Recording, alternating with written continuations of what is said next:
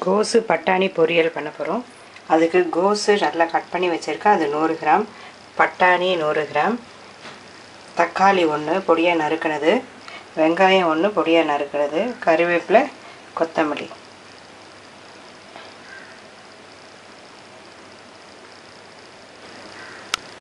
ரெண்டு ஸ்பூன் எண்ணெய் விட்டு எண்ணெய் காயணும்.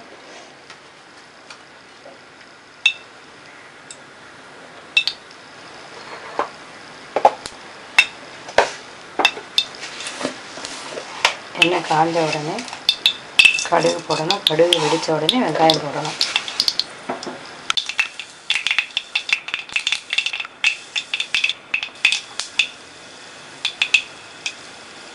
கடுகு வெடிக்குது. வெடித்த உடனே வெங்காயம் போட்டு நல்லா வதங்கும் போது அது டிரான்ஸ்பரண்ட் ஆகும்போது தக்காளி போடணும்.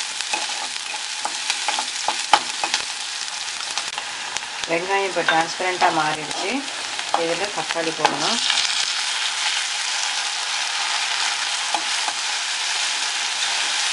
தக்காளி போட்டு கொஞ்சம் அந்த சால்ட் ஆட் பண்ணிட்டீங்கன்னா சீக்கிரம் வதங்கிடும்.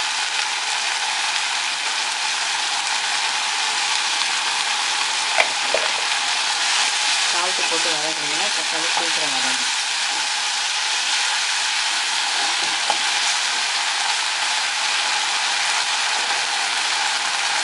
இது நல்லா வதங்கிடுச்சு.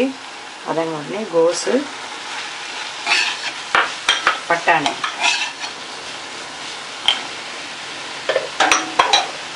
கருவேப்பிலை இது எல்லாத்தையும் போட்டு நல்லா மிக்ஸ் பண்ணி கொஞ்சம் நல்லா இதை வதங்கட்டும். நல்லா மிக்ஸ் பண்ணணும்.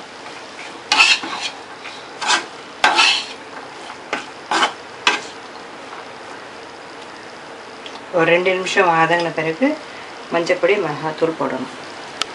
2 நிமிஷம் வச்சு வதங்கின பிறகு 1/4 டீஸ்பூன் மஞ்சப்பொடி,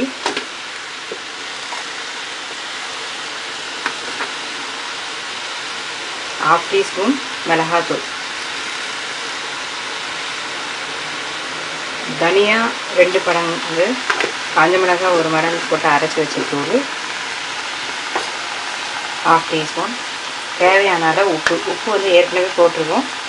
ஸோ அதை கன்சிடர் பண்ணிவிட்டு உப்பு போடணும். தென் 1/4 கப்பு தண்ணி ஊற்றி நல்லா மிக்ஸ் பண்ணிவிட்டு சிம்மில் வச்சு வேக வைக்கணும். சிம்மில் வச்சுட்டு இதை நல்லா மூடி வேக வைக்கணும். கோஸ் பட்டாணி பொரியல் வெந்துருக்குது. அதை எவ்ரி 5 மினிட்ஸ் ஒன்ஸ் இந்த மாதிரி கலந்து அதை கலக்கி விடணும்.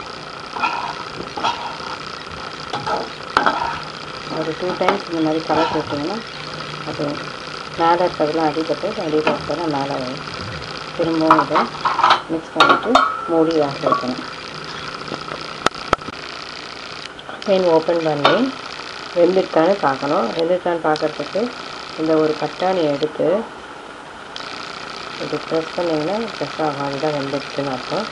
ஸோ இப்போ வந்து கொத்தமல்லி ஆட் பண்ணிக்கலாம். ஆட் பண்ணி மிக்ஸ் பண்ணிட்டோம்னா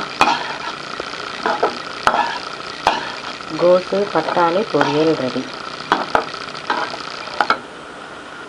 ஸ்டவ் அப்போ ஸ்விட்ச் ஆஃப் பண்ணிக்கலாம்.